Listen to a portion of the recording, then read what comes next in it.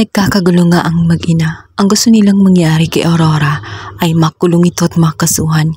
Kaya naman agad-agad ay kinuntak nila ang kanilang abogado. Subalit madadatnan nga sila nitong si Aurora kung saan gigil na gigil ano ang kanilang ikakaso, gayong hindi naman siya ang muna sa naturang away kundi itong si Mercy. Agad-agad ay ipinakita nitong si Aurora ang naturang CCTV footage kung saan makikita doon sa hallway. Masyadong matalino itong si Aurora. Naisip na niya ang mga hakbang na gagawin ng mga mag-ina.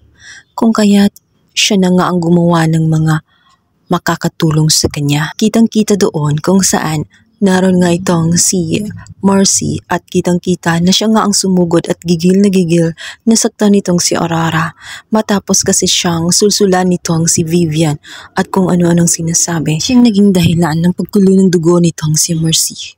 Inabot siya ng malakas sa temperatura at nakalimutan na niya na pamamahay ni Aurora ang pinasok niya.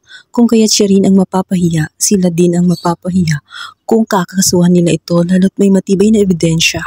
Mga ilang CCTV footage kung saan makikita nga na unang ngang nalakit ang kanilang inang si Mercy. Kung kaya't wala na ngang nagawa ang mag-ina. Ngunit hindi paglalagpasin ni Aurora ang mga pangyayaring iyon dahil doon namuo ang kanyang galit dito kay Mercy. At tutuluyan na nga niya, gusto na nga niya itong matahimik ng tuluyan. Nagutos siya na auhan at sisiguraduhin niya sa pagkakataong iyon ay hindi malalaman ng lahat.